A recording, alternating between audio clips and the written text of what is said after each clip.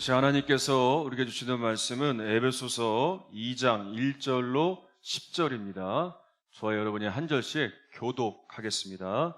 그는 허물과 죄로 죽었던 너희를 살리셨도다.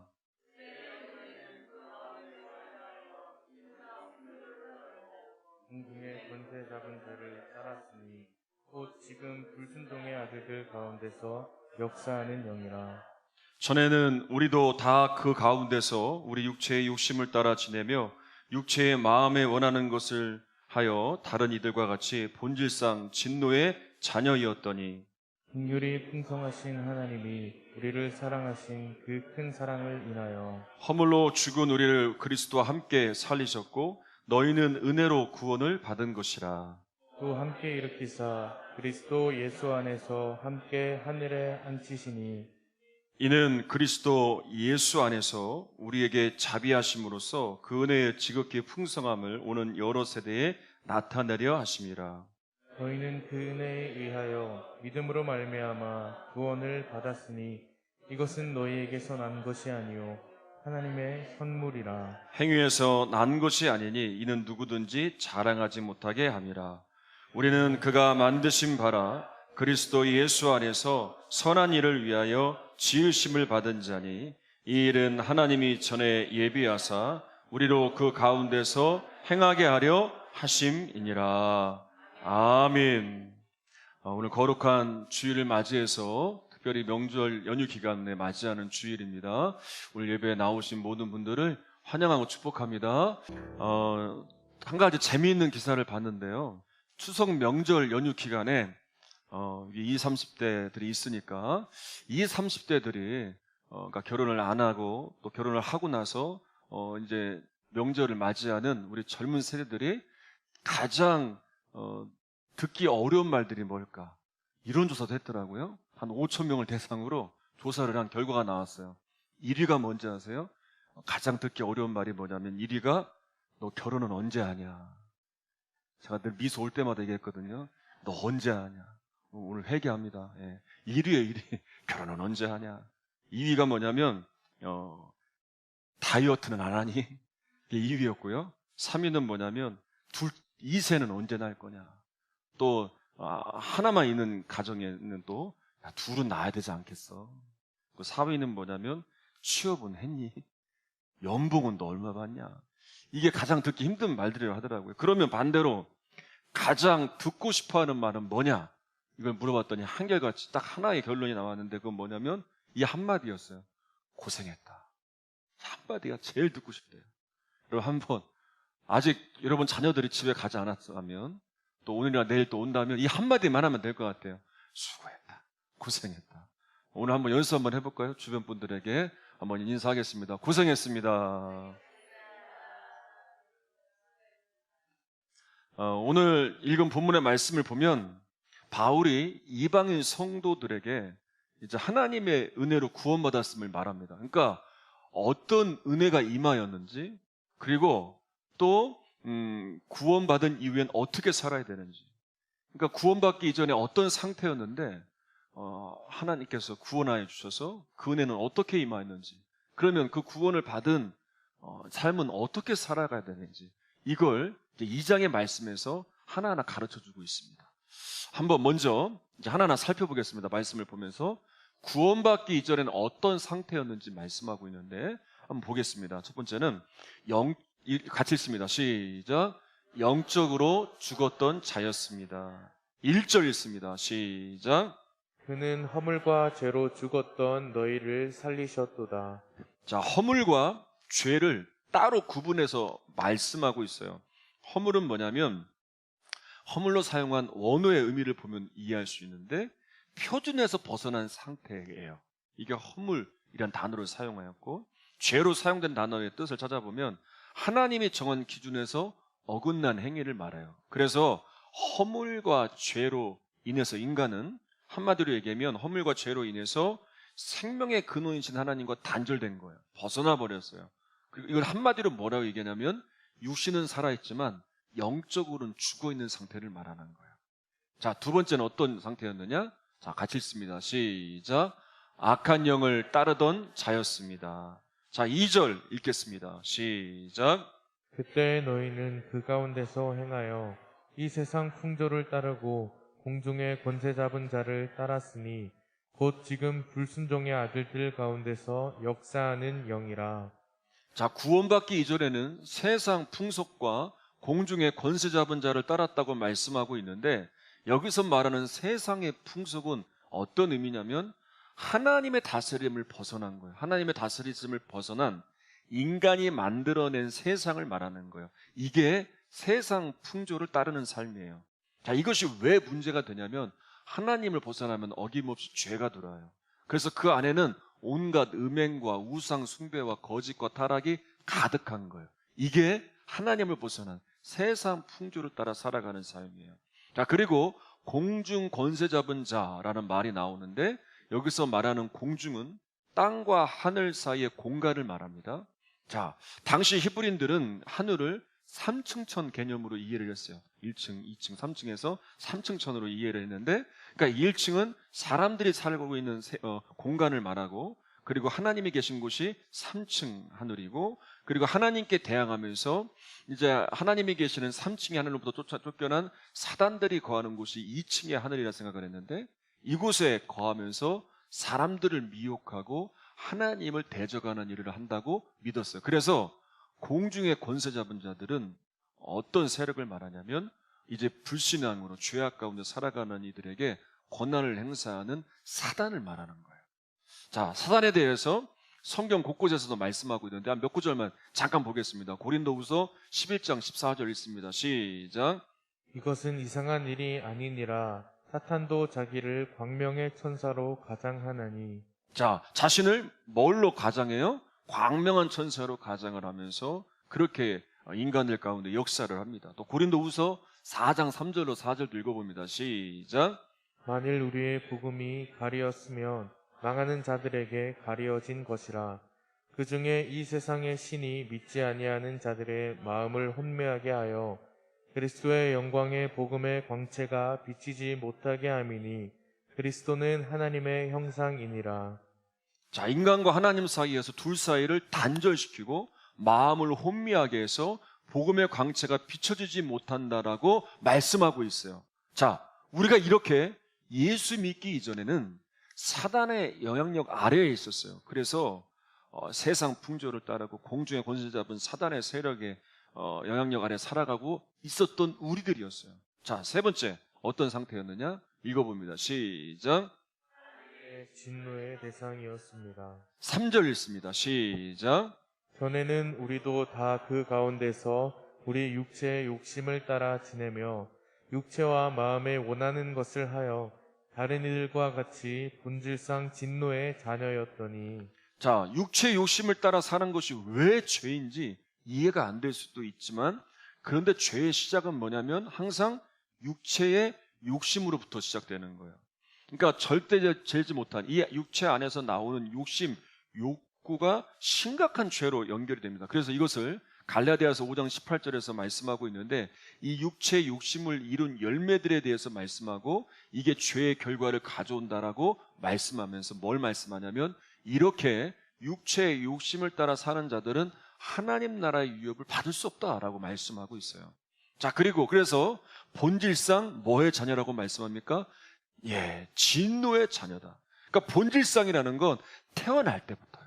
태어날부터 이미 정해진 거예요. 인간 존재 자체가 아담 안에서 하나님께 불순종했기 때문에 사람은 본래적으로 하나님의 진노 아래, 본질상 진노 아래 심판받을 수밖에 없고 죽을 수밖에 없는 그런 진노 아래에 놓여 있다는 말씀을 하고 있어요. 또 이런 의미가 로마서 5장 12절에서도 말씀을 하고 있어요.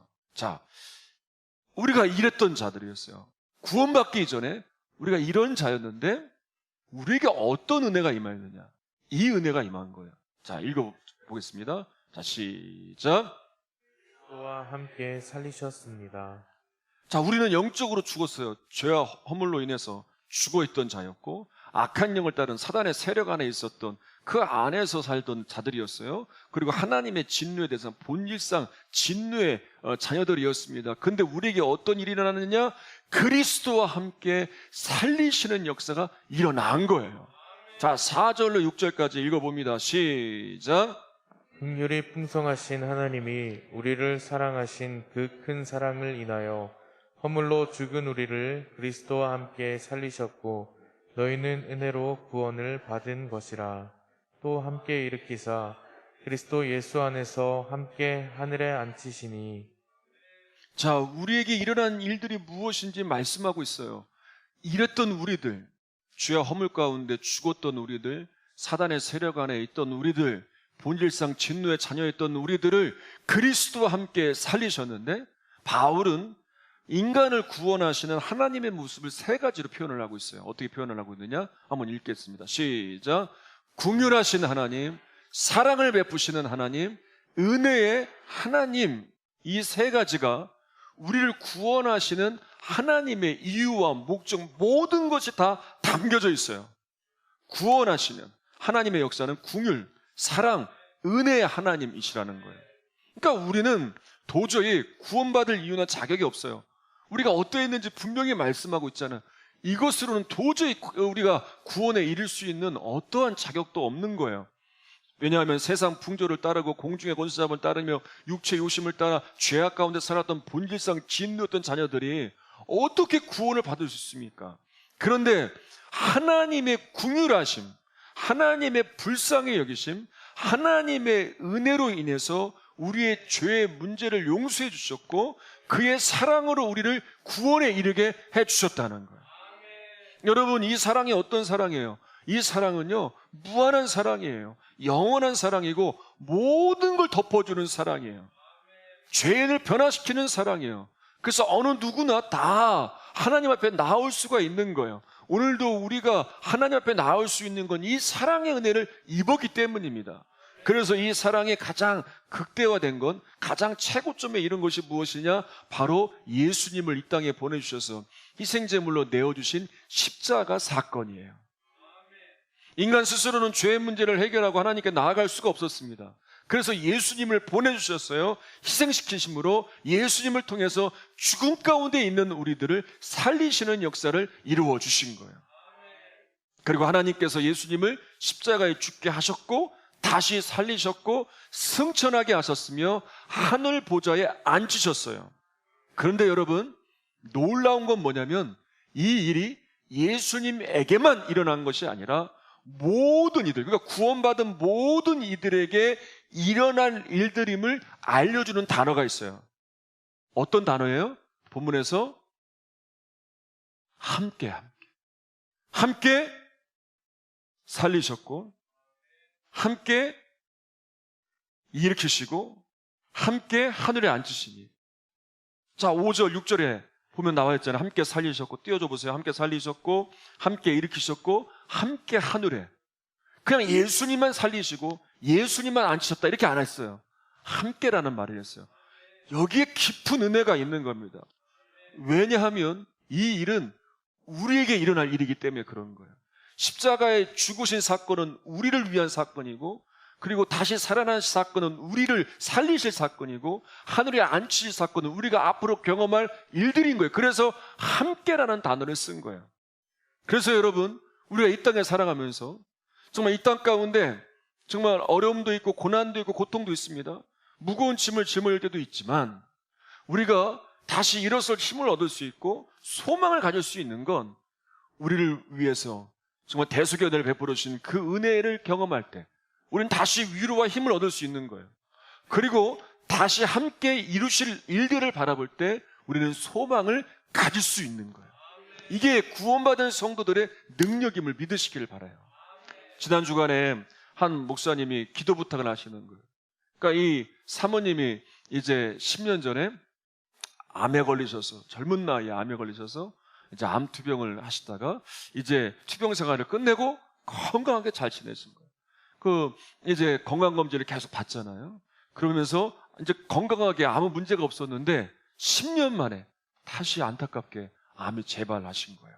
다른 부분에 이제 생기게 되었는데 내일 이제 병원에 다시 가서 구체적인 이제 치료에 대한 상담을 한다는 거예요. 기도 부탁을 하는데 그 마음이 얼마나 무너져 있겠어요. 그러니까 완전히 목소리가 다운돼 있더라고요. 그래서 기도한다고 이제 하고 이제 그 다음날 이제 병원에 갔다 와서 늦은 시간에 궁금해서 이제 연락을 해서 들어보니까 목소리가 많이 밝아지셨어요. 암이라는 결과는 변함이 없는데 치료받을 수 있는 길이 있다는 거, 여건이 된다는 거예요. 그리고 아직까지 여러 곳에 퍼지지 않았고, 그러니까 좋은 이 결과들이 너무 많은 거예요. 그러니까 이 목사님은 소명을 받고 이제 교회를 개척을 했어요. 연고지도 없는 곳에서 가서 교회 개척하면서 얼마나 힘이 들었겠어요. 그래도 하나님이 주신 사명만 붙들고 그곳에서 교회를 개척하고 잘 일고 간 거예요. 그리고 교회가 잘 세워졌고, 그리고 참 은혜가 된 건 코로나 기간에 이제 월세를 내는 교회에서 이제 교회 건물을 사게 된 거예요. 그리고 코로나 기간에도 성도들에도 전도가 돼서 또 세례도 주고 또 직분도 세우고 하는 그런 아주 열심히 목회를 감당해 오셨어요. 근데 원치 않게 사모님에게 이 암이 다시 재발한 거예요. 하나님을 향해서 원망할 수도 있잖아요. 하나님을 향해서 하나님, 제가 이렇게 그 어려운 가운데서도 이렇게 일궈왔지 않습니까? 이렇게 하나님만 바라보고 이렇게 왔지 않습니까? 근데 이게 뭡니까? 라고 원망할 수 있고 얼마든지 불평할 수 있잖아요. 그런데 다시 마음을 붙잡고 기도의 자리에서 하나님을 붙들고 나아가니까 이전의 은혜, 내가 어떠했는데, 내가 과거에 어떠했는데 이전의 은혜, 이런 나를 구원하시려고 주님이 십자가를 지셨구나. 그래서 나를 살리셨구나. 이 은혜를 다시 붙들게 되고 함께 앞으로 일어날 일들 주님이 다시 살리실 것이고 하늘 보좌에 앉히실 것, 이 함께 하실 일들을 기대하니까 소망이 생겨나게 되는 거예요. 저희 가정에도 큰 어려움이 찾아왔을 때에도 그때도 교회적으로도 목회적으로도 가장 부흥하고 있었을 때예요. 가장 성장하고 있을 때예요. 이전 예배당이 여러분 다 아실 거예요. 그때도 정말 자리가 넘쳐나서 이제 교회 건축을 막 준비하고 기도하고 한참 논의하고 할 때였어요. 그리고 교회 역사상 최초로 처음이었을 거예요, 아마. 단기 선교단 20명 넘는 단기 선교단이 또 필리핀에 가서 정말 귀한 은혜의 일들을 경험하기도 하고 함께 누리고 왔어요. 그렇게 교회가 정말 한참 부흥하고 성장하고 있었을 때였어요. 근데 그때 저희 가정에 어려움이 생기게 되었어요. 그때 여러분들이 표현을 하지 않았지만 하나님께 그런 의문을 가졌어요. 하나님, 왜 지금입니까? 왜 지금 이런 일이, 하필 이런 일이 일어났습니까? 하나님을 향해서 끊임없이 구했던 것 같아요. 그리고 나서 가장 힘들었던 게 뭐였냐면 여러분들 앞에 서서 말씀을 전하는 일이었어요. 왜냐하면 이 마음이 너무 쉽지 않으니까. 저도 인간인지라 이제 지금은 너무나 괜찮아졌지만 그때는 이제 어떠한 보이는 이런 매일마다 이게 보여지는 나아지는 게 없으니까 매일 병원만 다녀오면 이 마음이 붙잡기가 쉽지 않았어요.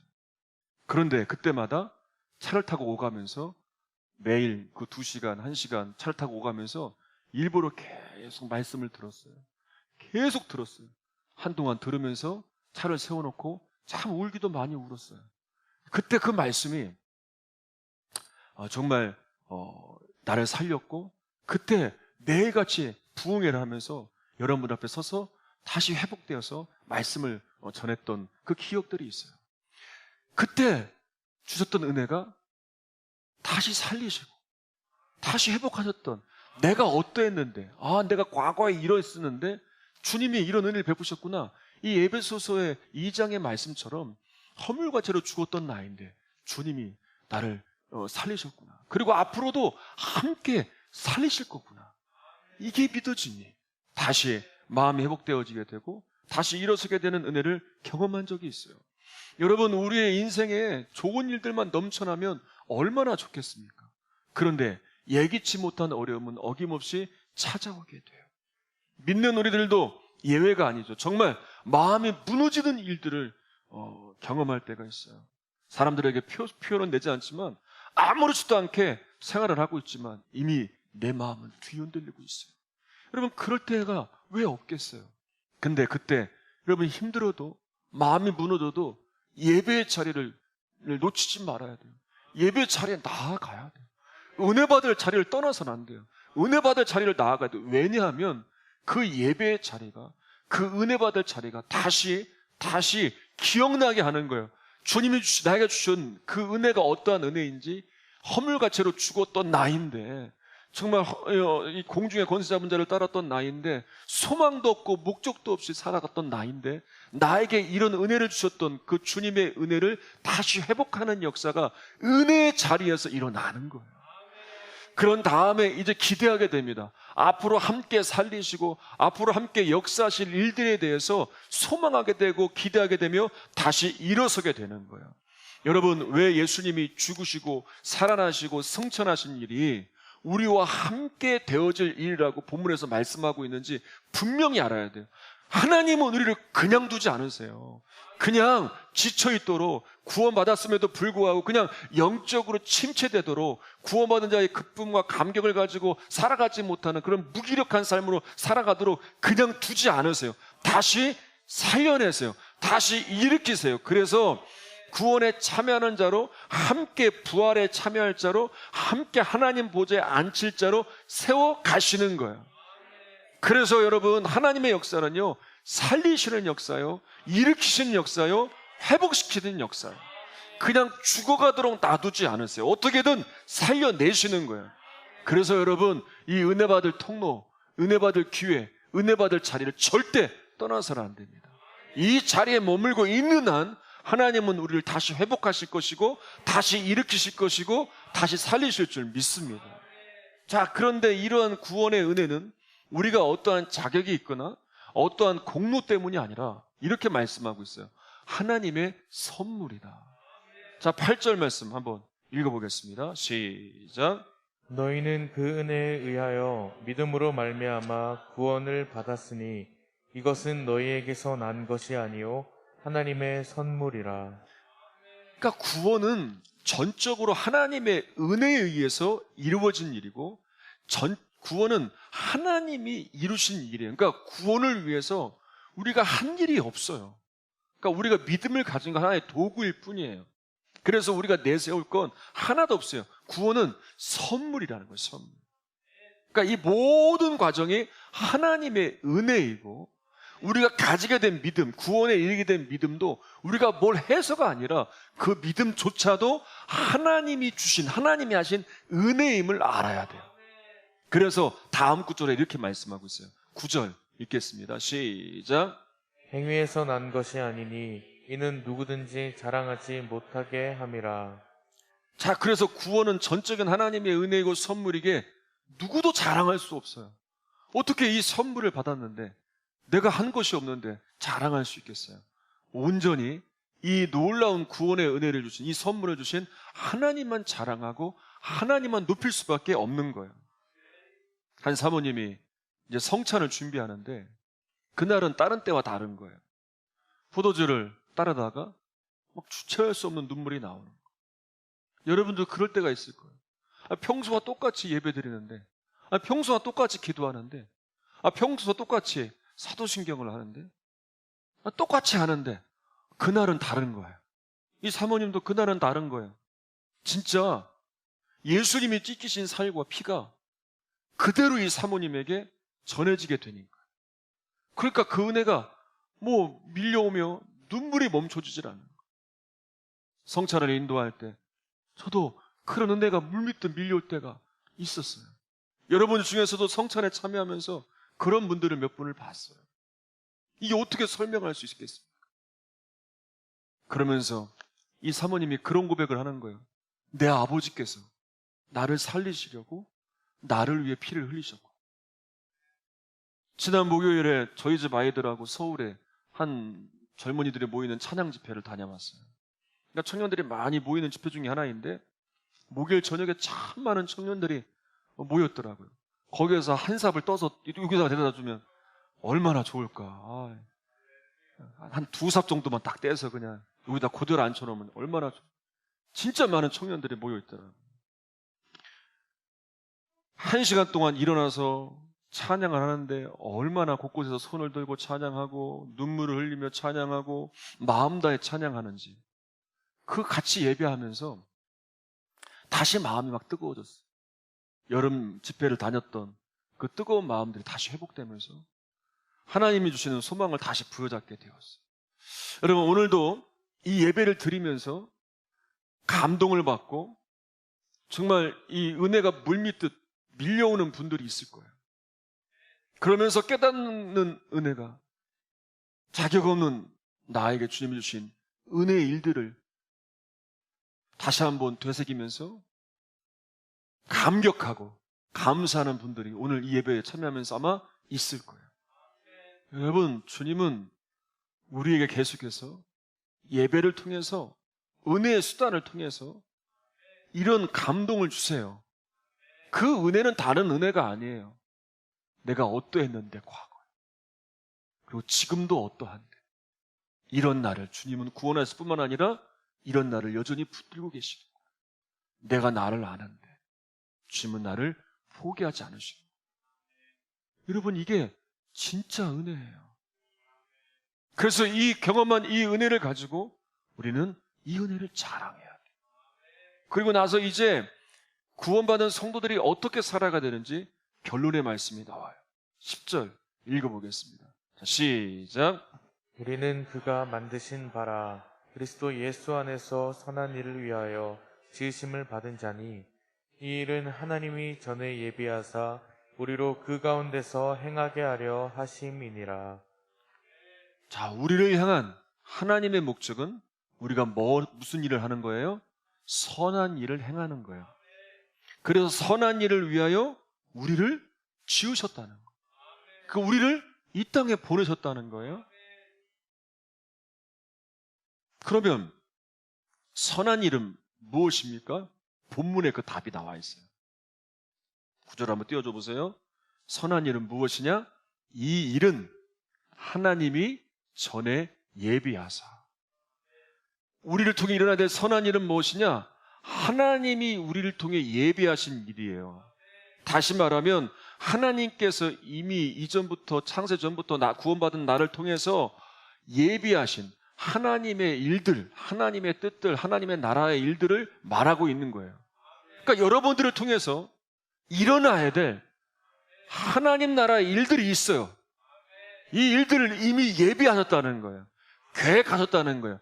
그래서 우리를 구원하신 거예요. 그래서 여러분, 우리 구원받은 우리들은요, 과거로 돌아가서는 안 돼요. 그것처럼 어리석은 일이 없어요. 다시 허물과 죄로 죽었던 그 과거의 상태로 돌아가서는 안 돼요. 세상 풍조를 따르는 사단의 영향력 안에 있던 그 삶으로 돌아가는 것, 그것처럼 어리석은 것이 어디 있겠습니까? 우리는요, 구원받은 자의 합당한 삶으로 우리를 살리시고 또 앞으로 함께 우리를 보좌의 우편에 앉히실, 우리를 이끌어 가실 하나님의 놀라운 구원의 역사를 바라보면서 그 일들을 이루는 자리까지 나아가야 돼요. 여러분, 바울은 예수님을 믿고 자신을 향한 이 선한 일이 뭔지를 알았어요. 자신을 위해 예비하시고 계획하신 일이 무엇인지 분명히 알았어요. 그러니까 바울은요, 옥에 갇혀도, 고난을 당해도, 복음 때문에 억울한 일을 당해도 그는 한 번도 자신을 통해 이루어질 하나님이 예비하신 일을 놓지 않아요. 그곳에서도 선한 일들을 이루어 가요. 여러분, 지금 우리에게 무엇이 남아있느냐가 정말 중요합니다. 여러분, 지금 요즘에 여러분들 무엇을 생각하세요? 어떤 생각들이 가득하세요? 이 생각을 한 가지 단어로 한번 정리한다면 그것을 뭘로 정리할 수 있을까요? 원망, 불평, 상처, 걱정, 염려, 이런 것들이 아닐까요? 오늘 본문의 말씀을 보면서 이 놀라운 구원의 은혜를 경험한 우리들은 무엇이 남아있냐면 이런 것들이 남아있어야겠죠. 감사, 감동, 행복, 평안, 기쁨, 기대, 소망. 왜요? 우리에게 베푸신 이 에베소서 2장의 은혜가 있기 때문에, 그리고 앞으로 우리를 통해 함께 이루실 하나님 나라의 일들이 있기 때문에 우리는 그렇게 소망하며 기대하며 살아갈 수 있는 거예요. 오늘 이 삶을 살아가도록 우리를 이 자리에 불러주신 것이고 이 부족한 종의 입술을 통해서 이 말씀을 주시는 거예요. 이것도 놀라운 은혜예요. 여러분, 오늘 이 말씀을 통해 여러분들이 다시 소망을 갖고 일어서는 역사가 있기를 바랍니다. 우리 함께 찬양하겠습니다.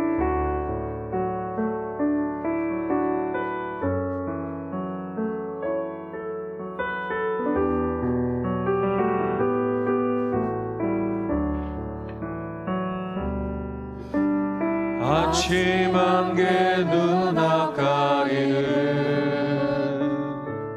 나의 약한 믿음 의심 쌓일 때 부드럽게 다가온 주의 음성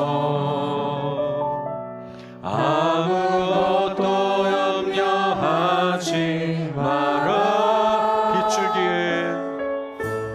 빗줄기에 바위 패이는 나의 작은 소망 사라져갈 때 고요하게 들리는 주의 말씀 내가 너를 사랑하노라. 다시 한번 찬양합니다. 아침 안개 우리 자매님들만 나의 약한 믿음 의심 쌓일 때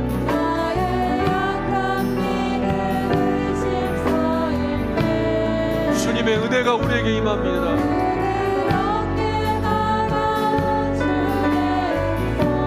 아무것도 염려하지 마라. 우리 남자분들만 찬양합니다. 빗줄기에 바위 패이듯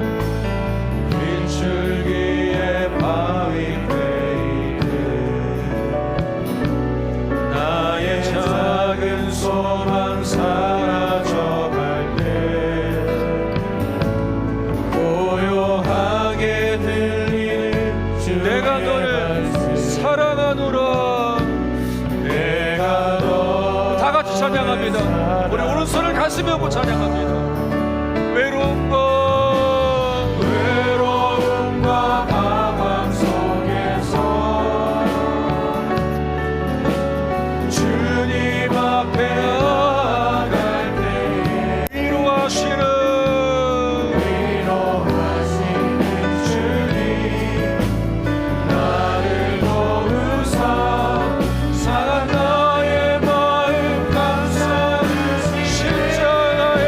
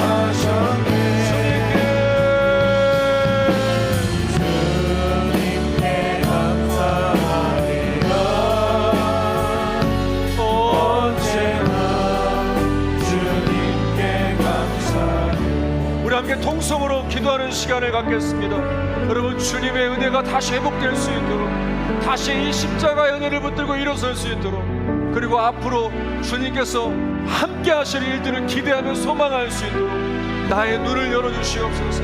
나의 삶을 이끌어 주시옵소서. 우리의 가정을 지켜주시옵소서. 우리의 자녀들을 붙들어 주시옵소서. 우리의 가정 가운데, 자녀 손들 가운데 함께 해주시옵소서. 우리 주여 3번 부르짖고 함께 동성으로 기도합니다. 주여, 주여, 주여. 살아계신 하나님 아버지, 역사하신 하나님 아버지, 주님이 십자가에 대한 우리를 살리셨습니다. 우리를 살리셨습니다. 우리를 일으켜주셨습니다. 자격 없는 나, 자격 없는 우리를 주님이 구원해 주셨습니다. 그리고 함께 일으키실 것입니다. 함께 앉으실 것입니다. 그 일들에 대하여 기대하며 소망합니다. 주님이 이루신 선한 일, 예비하시고 계획하신 일을 일어나주시고 귀한 역사들 우리를 통해 일어나기를 원합니다. 주님 도와주옵소서. 주여 함께하소서. 우리의 가정이, 정말 우리의 자녀들의 주의 은혜를 붙들고 일어서게 하시고, 우리 가정에 주님이 하실 일들을 바랍니다. 우리 자녀들에게 주님이 하실 일들을 바랍니다. 주여 도와주옵소서. 주여 역사해 주시옵소서. 주여 은혜를 더해 주옵소서. 주님만 바랍니다. 다시 일어서고 다시 회복하기 기대하는 소망을 믿음의 백성들 다 되어주시옵소서. 주가 함께하여 주옵소서. 주가 인도해 주옵소서. 주여 도와주옵소서. 십자가의 보혈로서 주의 크신 사랑 알게 하셨네. 주님께 감사하리라. 언제나 주님께 감사. 십자가의 보혈로서, 십자가의 보혈로서 주의 크신 사랑 알게 하셨네. 주님께 감사하리라. 언제나 주님께 감사해. 주님, 내가 어떠했는지를 분명히 압니다. 구원받기 이전에 정말 사망과 죽음에서 헤어날 수 없는 이런 연약한 나였는데, 주님은 아무런 이유 없이 긍휼과 사랑으로 우리를 구원에 이르게 하셨고, 놀라운 사랑과 은혜로 우리를 인도해 주셨습니다. 우리는 늘 부족하고 연약하여 무너지고 넘어지지만, 그러나 다시 주님은 우리를 살리시고 일으키시고 회복하여 주셨습니다. 오늘도 그 십자가의 보혈의 공로를 통하여 주님께 나오게 하셨고 다시 우리를 일으키시고 살리시니 감사드립니다. 이 은혜가 우리의 가정을 이끌게 하여 주시고, 이 은혜가 우리 자녀들을 이끌어가게 하여 주시옵소서. 그래서 이제 우리가 하나님이 계획하시고 예비하신 이 선한 일들을 이루어가면서 구원받은 자녀로서 합당한 삶을 살아가는 모든 승리자들이 다 될 수 있도록 은혜를 베풀어 주시옵소서. 이 시간 하나님 앞에 귀한 예물들을 올려드립니다. 10의 1조를 올려드리고 감사의 예물을 드리며 일천문제와 건축과 선교 각가지 제목을 드려진 예물들을 받아주셔서 물질의 주인이 하나님께 있음을 고백하며 또 감사와 영광을 돌리는 성도들의 삶과 사업과 모든 지경 위에 풍족하고 넘치도록 하나님의 은혜로 채워주실 줄 믿습니다. 또 우리 교회가 정말 아름다운 사역들을 펼쳐갈 수 있도록 지경을 더 넓혀 주시옵소서. 예수님의 이름으로 기도합니다. 아멘.